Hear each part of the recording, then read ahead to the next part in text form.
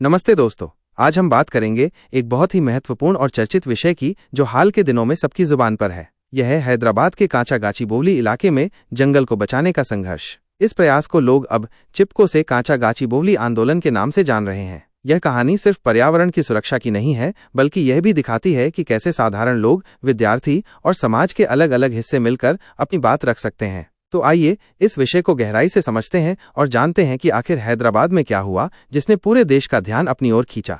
सबसे पहले ये जानना जरूरी है कि कांचागाचीबोवली क्षेत्र क्या है और ये इतना महत्वपूर्ण क्यों है। कांचागाचीबोवली हैदराबाद शहर के पश्चिमी भाग में स्थित एक ऐसा इलाका है जो अपनी कुदरती सुंदरता और अलग अलग तरह के पेड़ पौधों और जानवरों के लिए पहचाना जाता है। यह क्षेत्र हैदराबाद सेंट्रल यूनिवर्सिटी के पास है और इसे शहर का एक महत्वपूर्ण हरा भरा हिस्सा माना जाता है। इस जंगल में लगभग 400 एकड़ जमीन है, जिसमें घने पेड़ पौधे तो हैं ही, साथ ही कई खास तरह के पशु पक्षी भी रहते हैं। यहाँ मोर, हिरण, सांप और कई प्रकार की चिड़ियां पाई जाती हैं। इसके अलावा यह जंगल शहर के प्रदूषण को कम करने में भी बहुत मदद करता है। लेकिन कुछ समय से इस इलाके पर खतरा मंडरा रहा है। यह सब तब शुरू हुआ जब तेलंगाना सरकार ने इस 400 एकड़ जमीन को बेचने का निर्णय लिया। सरकार का कहना था कि इस जमीन पर IT पार्क और अन्य व्यापारिक परियोजनाएं बनाई जाएंगी, जिससे राज्य को लगभग 50,000 करोड़ रुपए का निवेश मिलेगा और करीब 5 लाख लोगों को रोजगार मिलेगा। सरकार ने यह भी कहा कि यह जमीन राजस्व विभाग के अंतर्गत आती है और इसे जंगल के तौर पर दर्ज नहीं किया गया है। उनके अनुसार ये कांचा पोरम्बोक जमीन है, यानी ऐसी जमीन जो चराई के लिए या बंजर मानी जाती है। लेकिन इस फैसले का विरोध शुरू हो गया और धीरे धीरे ये विरोध एक बड़े आंदोलन में बदल गया।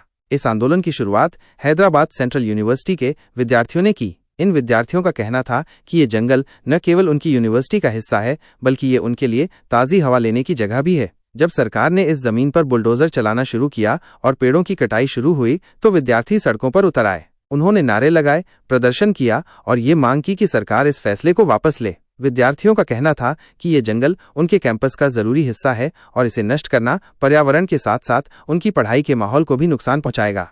धीरे धीरे ये आंदोलन और बड़ा होता गया। इसमें न केवल विद्यार्थी शामिल हुए, बल्कि पर्यावरण को प्यार करने वाले लोग, स्थानीय निवासी और कुछ जाने माने लोग भी इस मुद्दे पर खुलकर सामने आए। बॉलीवुड के अभिनेता जॉन अब्राहम ने भी सोशल मीडिया पर अपनी आवाज उठाई। उन्होंने तेलंगाना के मुख्यमंत्री से प्रार्थना की कि इस जंगल को नष्ट करने की योजना रद्द की जाए। जॉन ने लिखा कि ये जंगल शहर के लिए हरे फेफड़े जैसा है और यहाँ रहने वाले वन्य जीवों के लिए भी ये एक सुरक्षित घर है। उनकी इस अपील को लोगों ने बहुत पसंद किया और ये मुद्दा और भी चर्चा में आ गया। इसी बीच विद्यार्थियों के विरोध ने एक नया रूप ले लिया। एक 18 साल के विद्यार्थी बोवेनी युगेंद्र, जो यूनिवर्सिटी में हिंदी का छात्र है, ने भूख हड़ताल शुरू कर दी। उसने यूनिवर्सिटी के मुख्य द्वार पर बैठकर यह मांग की कि जंगल को बचाया जाए। उसका कहना था कि यह सिर्फ पेड़ों की बात नहीं है, बल्कि आने वाली पीढ़ियों के भविष्य की बात है। उसकी यह भूख हड़ताल लोगों के लिए प्रेरणा बन गई और देखते ही देखते यह आंदोलन पूरे देश की नजरों में आ गया।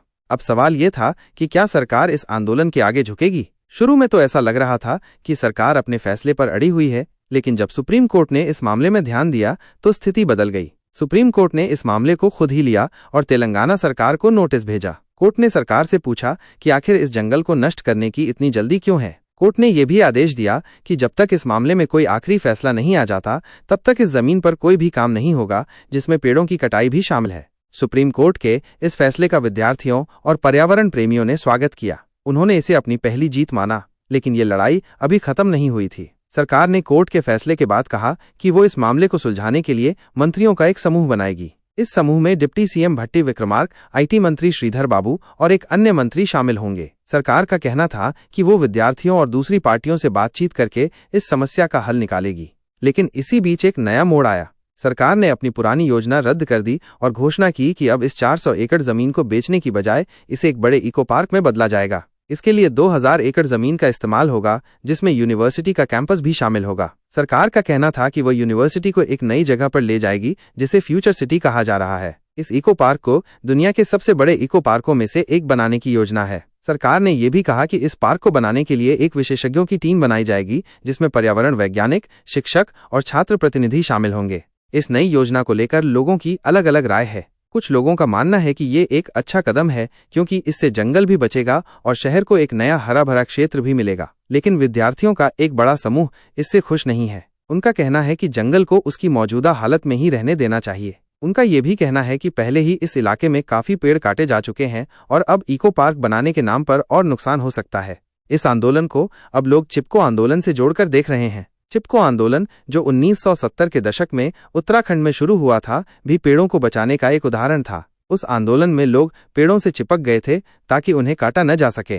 कांचा बोवली में भी विद्यार्थियों ने कुछ ऐसा ही किया। उन्होंने पेड़ों को बचाने के लिए अपनी जान की भी परवाह नहीं की। इसीलिए इस आंदोलन को चिपको से कांचा बोवली कहा जा रहा है। अब सवाल ये है कि इस कहानी का अंत क्या होगा? क्या ये जंगल पूरी तरह से बच पाएगा या फिर सरकार अपनी नई योजना को लागू करेगी? ये तो आने वाला समय ही बताएगा। लेकिन एक बात साफ है कि इस आंदोलन ने पूरे देश को यह सोचने पर मजबूर कर दिया है कि विकास और पर्यावरण के बीच संतुलन कैसे बनाया जाए। यह आंदोलन ये भी दिखाता है कि जब लोग मिलकर अपनी आवाज उठाते हैं तो बड़े से बड़ा बदलाव मुमकिन है।